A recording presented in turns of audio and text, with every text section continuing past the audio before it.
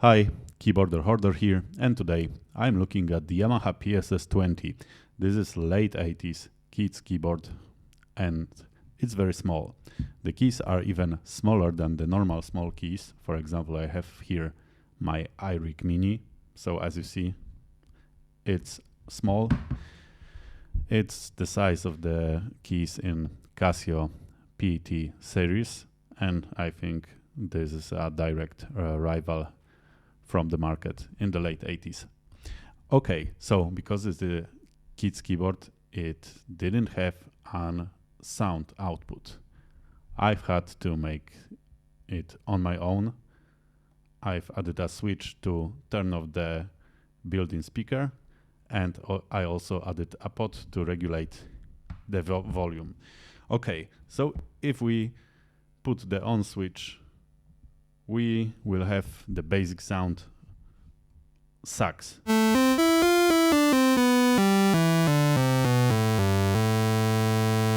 Oh, and we have 2 octaves and a half, and so not much, and no octave switch here.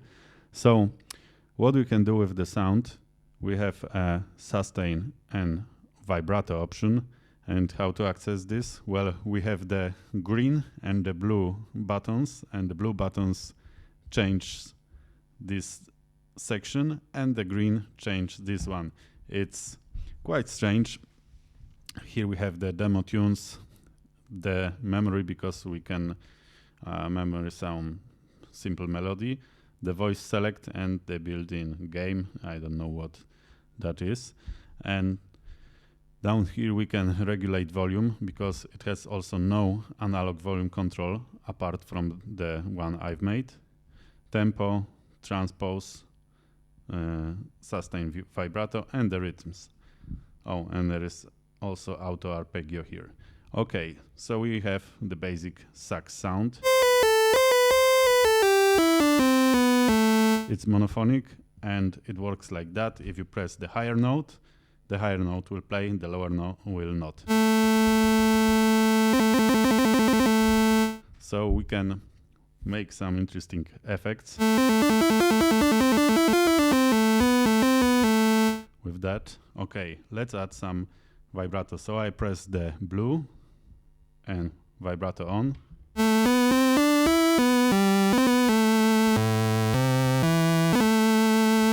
Let's select the sustain.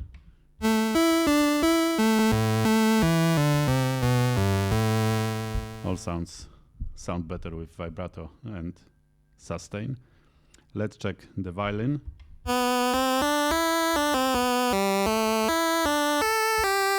Very nice, very 8-beat chiptune. And the vibrato is already on it. I've selected the sustain. Unfortunately, both the sustain and vibrato turns off or on, depends on the preset, if we change presets. Oboe. A little dry.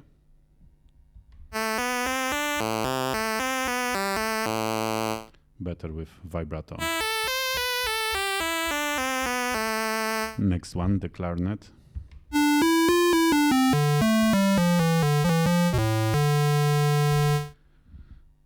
With vibrato.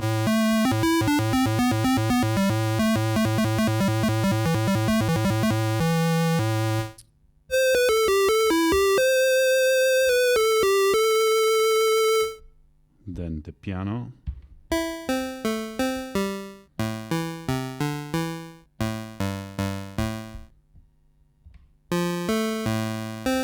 With sustain.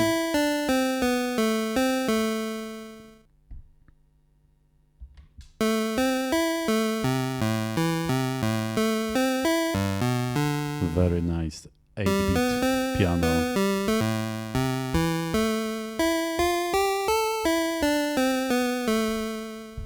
Next one, the vibes.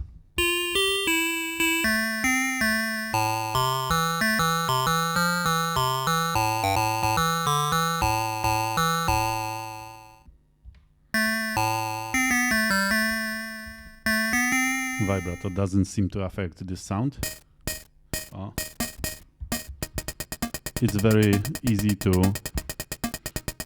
put the sound on, but you have to stop, put the rhythm on because it's next to the vibrato settings.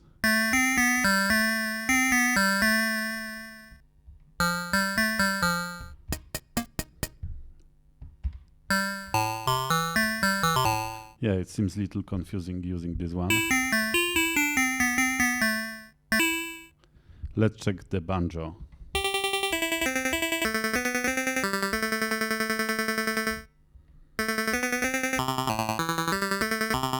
Very nice sound, but the tempo is the same. You can't change that, so the usefulness of this sound is a little bit limited.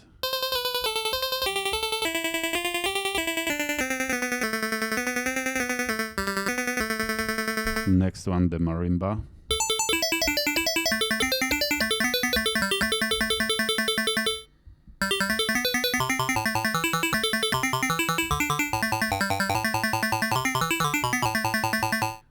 Also the great sound, but you can't change the tempo of the arpeggio. Let's check out the rhythms. This is 8-beat. This is 16-beat. This is 12-beat. Swing. Tango. Samba. March. Waltz. Okay, and let's check what is this auto arpeggio.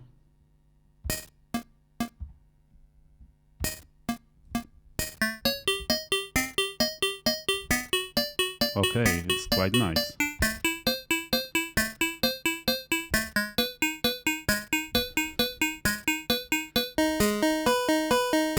So I can change the sound and the arpeggio is still going.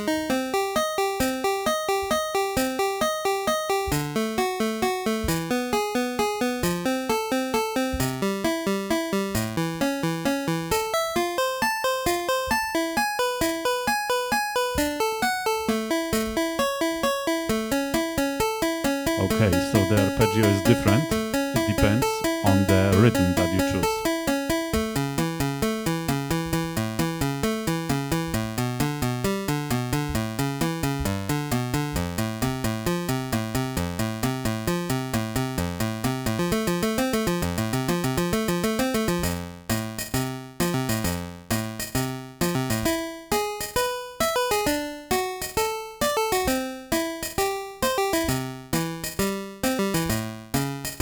So it's like the auto-accompaniment on the classic keyboards, but more limited.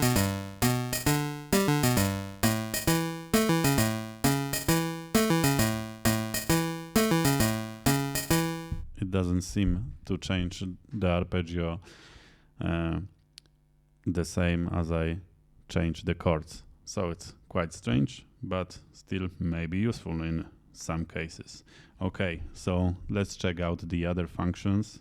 Let's change the sounds to the violin, and let's see how we can transpose the sound.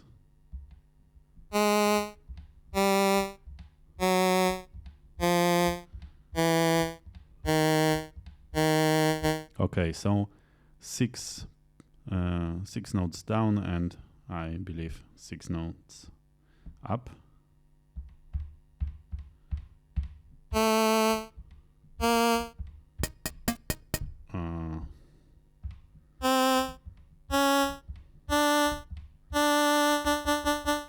Okay, so we have the transpose, but it's not full octave, but still useful. Okay, so let's check out how the built-in volume works. So that's the basic volume.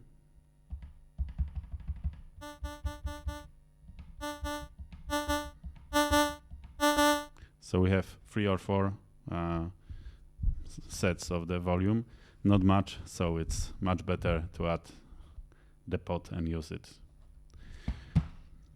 Okay, so this was all for the Yamaha PSS 20. I think very nice chiptune 8-bit sound.